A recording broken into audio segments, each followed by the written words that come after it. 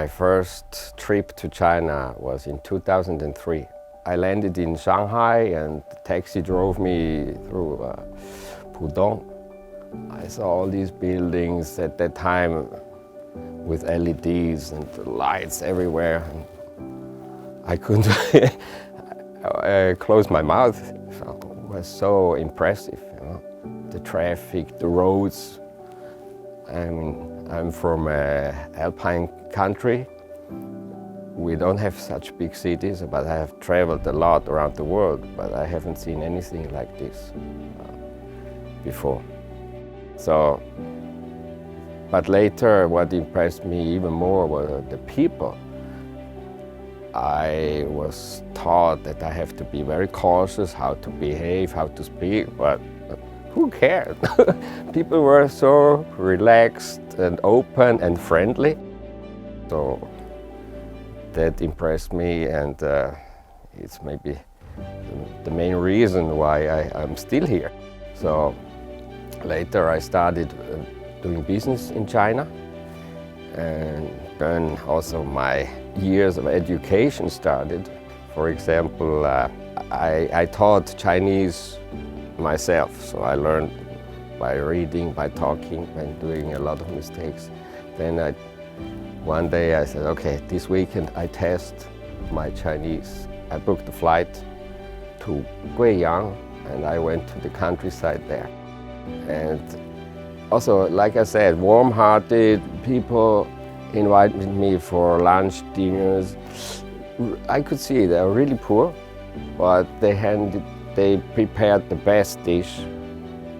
And so this is something that really touched my heart.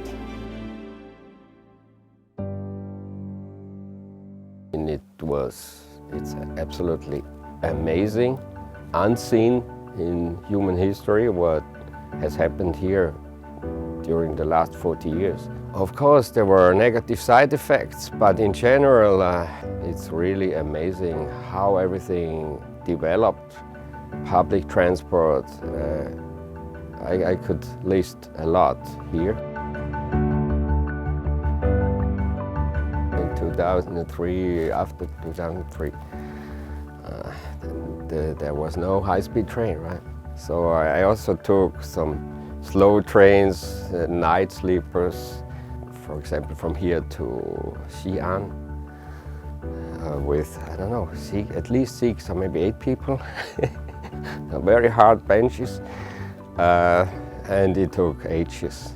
But then later, I remember the high-speed railway from Shanghai to Beijing was finished, I think, 14 months ahead of the deadline, which again is an incredible speed.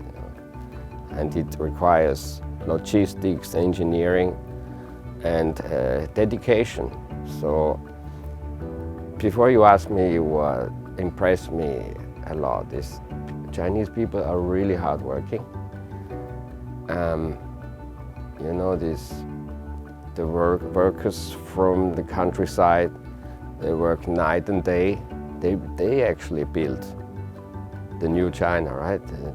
The modern China. 150 years ago, Switzerland was a really poor country. We were not the paradise that people think now when they think about Switzerland. It was also hard work, very hard work, and also, you know, we prefer to be independent, to make our own decisions. For example, also the environment. When I was a kid, it was really polluted.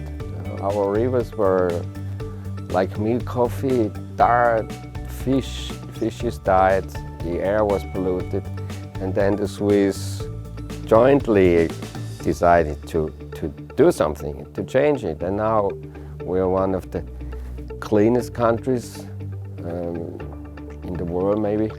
Sometimes too clean already. But it was a joint effort, and I'm optimistic that China is moving in this direction too. We cannot poison our own soil.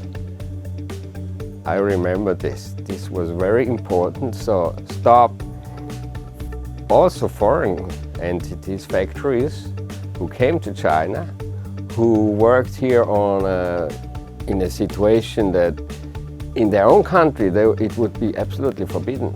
So then also the Chinese government stopped this very quickly. And we see this positive development, especially in the north also of China, Beijing. The pollution is getting less and less, so but there's still a long way to go.